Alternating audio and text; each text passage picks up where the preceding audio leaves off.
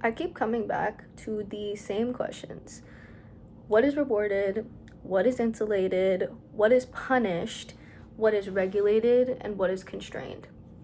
Because once you look at politics through this lens and perspective of entertainment, the entertainment merge stops looking random. Politics used to primarily reward institutional credibility, policy literacy, coalition building, long term strategy. Now, with many incentive shifts, politics increasingly rewards attention, shareability, emotional charge, reactivity, cultural relevance, personal brand. Not because, not because all politicians have become unserious, but because the environment in itself has changed. The whole political climate has changed and honestly has gotten increasingly polarized. We live in an attention economy. Visibility equals leverage. Leverage equals influence, and influence equals votes. So, politics has adapted to this environment of influencer culture.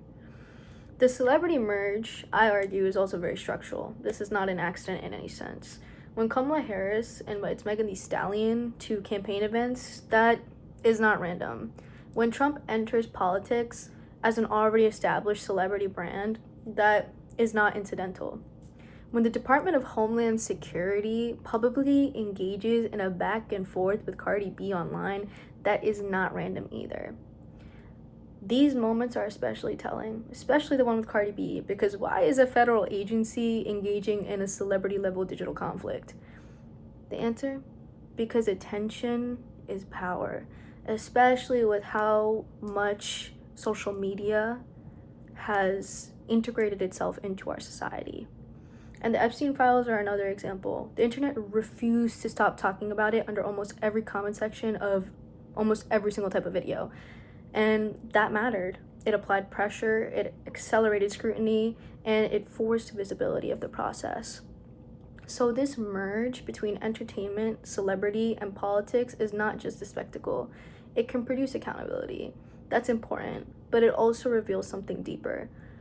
Celebrities hold massive pre-built audiences, parasocial loyalty, and cultural authority. Campaigns and institutions benefit and borrow from that. More attention leads to more engagement, which leads to more turnout, which overall leads to more leverage. That is the incentive logic of this system. Here's the deeper layer. Influencer culture is now shaping political communication. Influencer culture runs on brand, identity, reliability, relatability, emotion, viral shareability. Government, at its core, runs on policy, law, procedure, institutional constraint, and long-term consequences. When influencer logic enters politics, persuasion becomes lifestyle adjacent. Politics becomes content, and that changes what people expect from politics.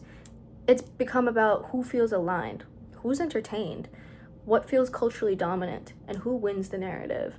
Not necessarily who has the strongest policy infrastructure or even what's best for the country. This understanding of influencer logic has shown up in how some politicians choose to interact and campaign as well. And the current administration is a glaring example of this shift.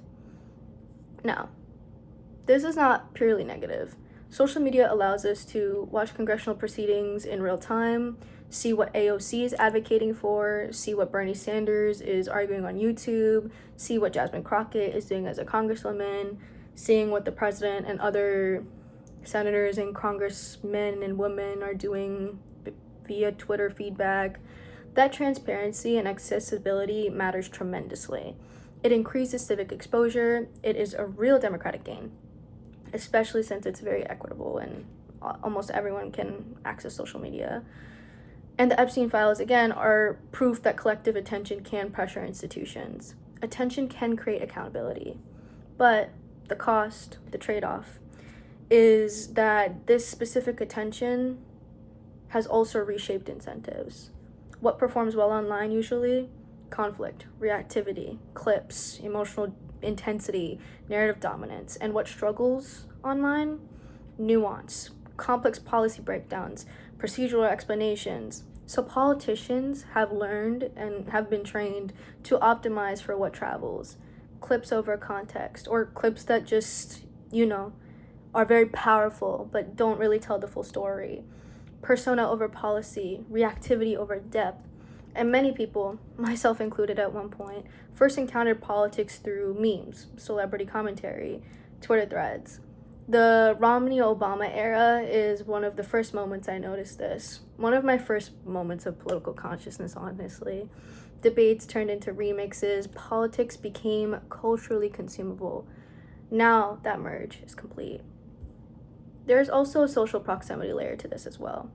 Politicians and celebrities often share networks, donors, wealth proximity, elite social circles. When elites cluster, the incentives start to align.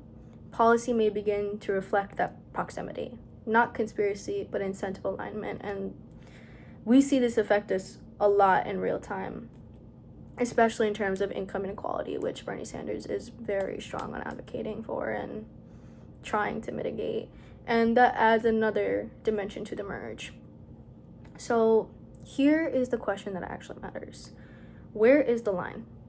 Where is this line where benefits turn into trade-offs and where incentives lead to disorganization and misalignment of the political framework and political structure in general?